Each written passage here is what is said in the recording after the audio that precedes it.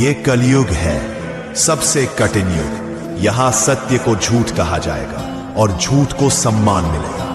यहाँ प्रेम मिलेगा पर बिना आत्मा के। यहाँ भक्ति मिलेगी पर बिना समर्पण के। और तू जो मेरा है, तुझे इस युग में सबसे अधिक संघर्ष करना पड़ेगा कि मेरे नाम पर अडिग रह सके। मैं तुझे अकेलापन दूंगा ताकि तू सबसे पहले खुद से मिल सके।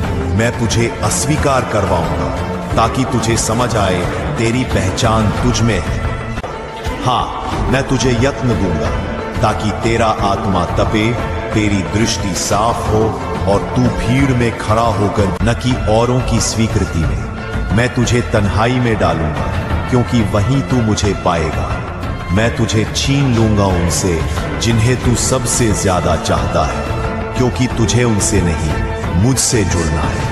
यह यत्न नहीं, तपस्या है। मैं तुझे कष्ट इसलिए देता हूं क्योंकि तुझे सृष्टि से नहीं, मुझसे मुक्त करना है। तू रोएगा, तू टूटेगा, पर जब तू मेरे चरणों में समर्पित होगा, तब तेरे भीतर वो जागेगा जिसे कोई काल, कोई कर्म, कोई कष्ट नहीं हिला सकता।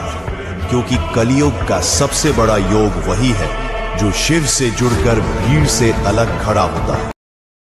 ये कलियुग है, सबसे कठिन युग। यहाँ सत्य को झूठ कहा जाएगा और झूठ को सम्मान मिलेगा। यहाँ प्रेम मिलेगा पर बिना आत्मा के। यहाँ भक्ति मिलेगी पर बिना समर्पण के।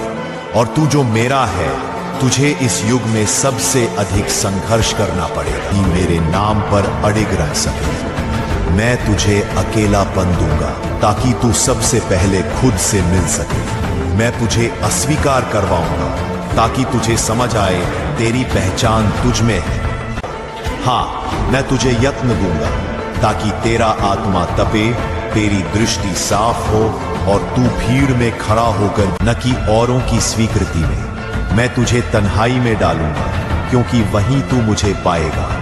मैं तुझे छीन लूंगा उनसे जिन्हें तू सबसे ज्यादा चाहता है, क्योंकि तुझे उनसे नहीं, मुझसे जुड़ना है। यह यत्न नहीं, तपस्या है। मैं तुझे कष्ट इसलिए देता हूं क्योंकि तुझे सृष्टि से नहीं, मुझसे मुक्त करना है। तू रोएगा, तू टूटेगा, पर जब तू मेरे चरणों में समर्पित होगा, तब तेरे भीतर वो जागेगा जिसे कोई काल, कोई कर्म, कोई कष्ट नहीं हिला सकता। क्योंकि कलियुग का सबसे बड़ा योग वही है जो शिव से जुड़कर भीड़ से अलग खड़ा होता है।